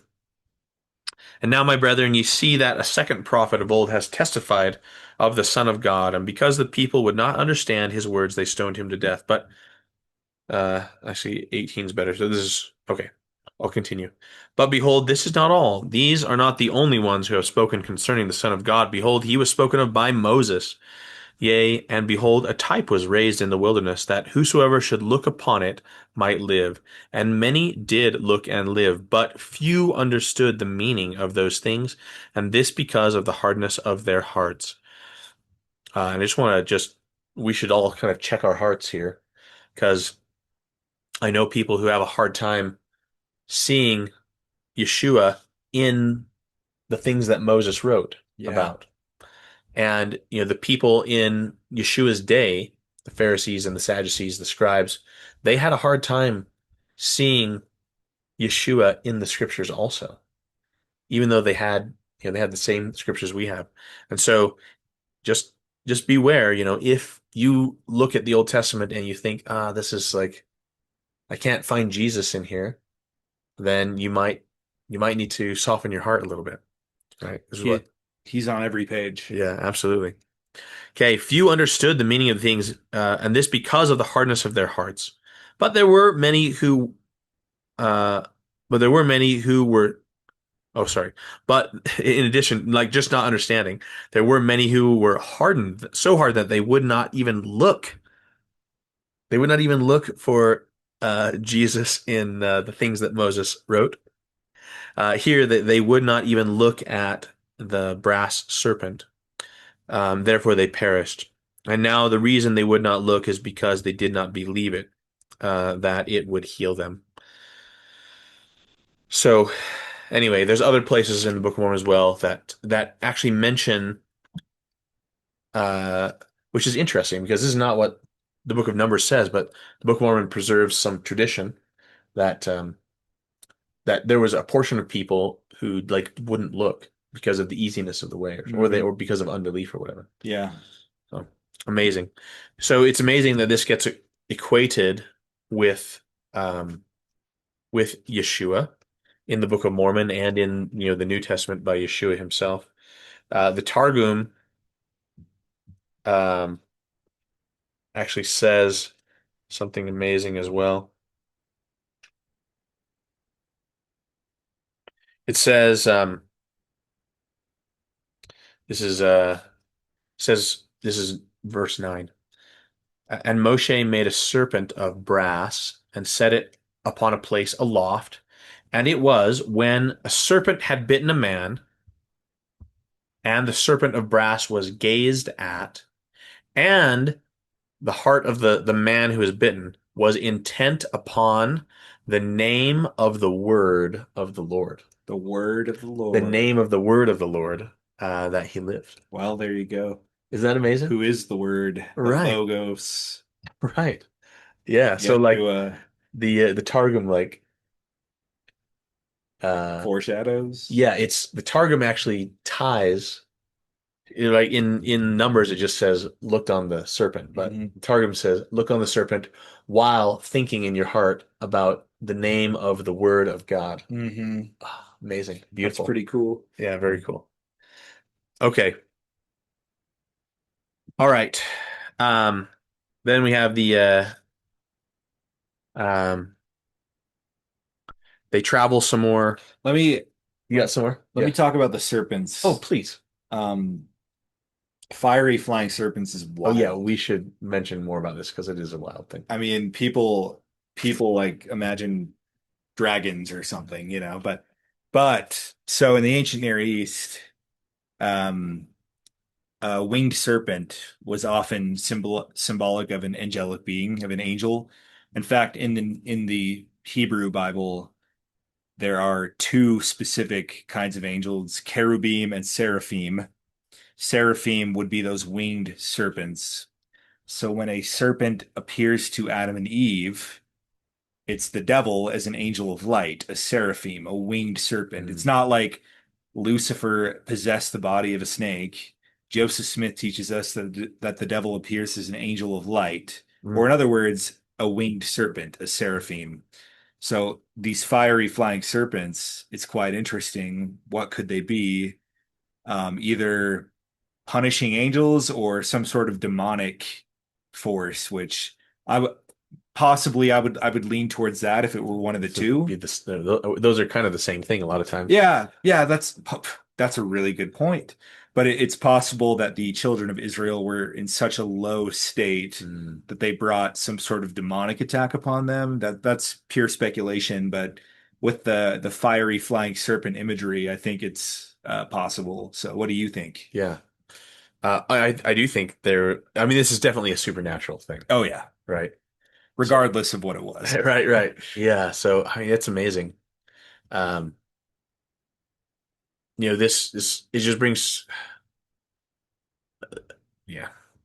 The imagery of the serpent is so rich because here we have this, it's being used as an image for Christ, The for the Messiah, the seraphim or the seraph, right? the angel. Yeah. And then, but like in the garden, we have like the serpent as, as Satan. Yeah.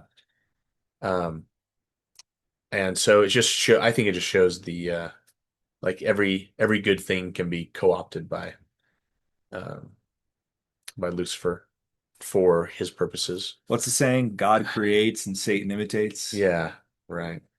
Yeah. So I don't know, I don't have any other thoughts besides that. Cool. But I don't think they were dragons, but I got to be open to everything, I guess. You know? well, even if they were, even if the text said dragon, Yeah. Who's the dragon? that dragon is also just maybe a word for Serpent. seraphim. Yeah. Right. Yeah. The Targum says basilisks, Oh, which is like dragon. like a giant snake or something, right? Or a Yeah. dragon. Yeah. Yeah, interesting. So Okay. yeah, I mean, Revelation refers to Satan as the dragon, That's right. right? So yeah, I think in symbolic terms, like dragons and snakes are equivalent Yeah. a lot of times. In the Bible. Uh-huh, right. Yeah. Yeah. Okay. Okay.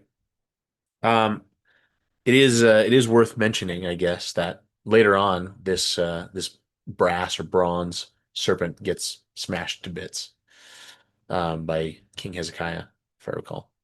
uh, as part of the reforms because the the statue itself it was meant to be like a source of healing and it was kept in the temple for that purpose. But the people began to burn incense to the statue, they began worshiping the statue, which is the very definition of idolatry.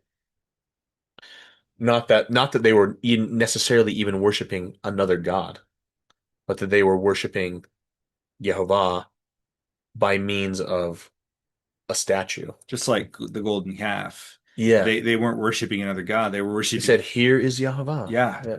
El, the bull god, right? I mean, they created an image of the true God, and it was still not a good thing. Right. So, I know some people are, and I'm upset about it too, actually. Like, I think it's a tragedy that the brass serpent was destroyed. Like, Yeah, what a cool artifact, a yeah, holy a relic. yeah, But actually, but we see how holy relics can be misused. I mean, the Catholic Church, from ancient times has absolutely misused relics. hmm, And there's, cathedrals and monasteries and churches all over that have, a toe bone of John the Baptist or a thorn from the crown that Jesus wore, or whatever. And people will make pilgrimage to these things to like pay homage to the relic. yeah. And it's not pleasing to God. So even though the snake was a holy thing, it had become corrupted. And so I think it's not unlike Yeshua saying things like, if your hand offend thee, cut it off. If your eye offend thee, pluck it out." Like that kind of language. Not that necessarily he was saying to literally do that, but he's saying if even if something that's good and holy becomes corrupted, then throw it away, because it's better to. it's better to live in the promised land without the brass serpent, right? Than to live there with a corrupted religion. So, Yeah, and there's the whole Deuteronomist theory who the proponents of that posit that Hezekiah was either a tyrant or under the influence of corrupt priests mhm. who wanted to destroy it because they wanted to tear apart the divine family, the father, the mother, and Mm, the son being represented by this Nehushtan, this brass serpent. But neither of us hold to that view. no. We think it was a necessary evil. Maybe that's a little too strong even, but a necessary move on Hezekiah's part to prevent idolatry. Yeah, right. This was the difference. Um, yeah, I don't want to get into a discussion about that, Fair. but there's a lot that could be said there. But this was a difference of Israel and surrounding nations. Is God of Israel said, don't make images even of me and worship me through that. I just want you to pray to me and not to an image of me I that you want might make. I want a broken heart. Yeah, and I'd rather speak with you in person Yeah. if we can get to that point, right? Hmm. So okay. Okay, now they come to the Amorites, the land of the Amorites, where Sihon, how do you say that? Sihon. Sihon, king, is there, and Israel asks to go through their land as well. And Sihon, the Edomites said no, and they got their army ready, but that was it. But Sihon says no and actually gathers an army and goes out and actually like takes the offensive. This was preemptive. Yeah, preemptive, yeah. And so Israel actually defeats him in battle. Um, Good for them. yeah. Okay. And then they also they come to and it says they dwelt in the land of the Amorites. Okay, and then Moses sent out to spy Jazer, and they took villages thereof and drove out the Amorites that were there. Okay, and then towards the end of the chapter here says, and they turned and went up by the way of Bashan, and Og, king of Bashan, went out against them. So again, just like preemptively coming out, he and all his people to the battle at Edrei. This is verse 33, 34. Yahweh said to Moses, "Fear him not." And there's reason to fear Og. We don't have it here, but later on in Deuteronomy, we find out like after the battle is over, they like measure Og's bed. This is in Deuteronomy 3:11, that says that he was his bed was like 13 and a half feet Yeah. long and 6 feet wide, something like that. So he was a giant. Hmm. And this is what the spies were worried about, right? Those who brought the evil report, they said there are giants in the land, and we are like grasshoppers. Um, and so Og is mentioned as specifically as a giant. Sihon is not, but in the book of Amos, it mentions the Amorites and says that the Amorites were a giant people. So Sihon and Og were probably both. Og definitely was. Sihon probably was a giant as well. In fact, Jewish tradition says that they were brothers, but and both kings. So here's kind of the first clashes between the Canaanites and the Israelites, and specifically the giants, who are the Anakim, the Nephilim, and their remnants there. So, but Og is actually King Og is mentioned 22 times through six different books of the Bible. Whoa. He's kind of Crazy. a repeated theme. He's mentioned, and a lot of times it's mentioned as like the great things that God is like. If we can, if God can defeat Og, then your problems are going to be nothing. That kind of thing. So, You want to read the last verse, chapter 22, verse 1? Yes. And the children of Israel set forward and pitched in the plains of Moab on this side, Jordan by Jericho. So we're right there, right by Jericho, ready to enter the land Yeah, officially. And right. On the opposite side of the Jordan, yep, that's which right. is the border of the land, Yeah, correct? that's right. That's right. Yep. The Yarden, the Jordan. Yeah, And I right think by. this is one of those. I think Yarden or Jordan like means flowing. Mm, So so the Jordan River is the flowing river. I like that. It's like another It's like Mount. Mount. Yeah. What does Jericho mean? Actually, don't Jericho. know. Do you know? No. Oh, okay. I have to look that up. Yeah. So, okay, I think that's all. Let me just check my notes. Maybe. Yeah, I think that's definitely all I got there. So, anything else? It was a meaty portion, and I had a lot of fun. That was good. So, okay, Israel. Until next time. Shalom. Shalom. We love you. Yep. Go follow Yeshua. Mhm. Do Israelite things in Israelite ways. Think about things in Israelite ways. We are God's covenant people. We are a branch of his covenant people. Um, and there are beautiful things contained in his word. So until next time. Amen.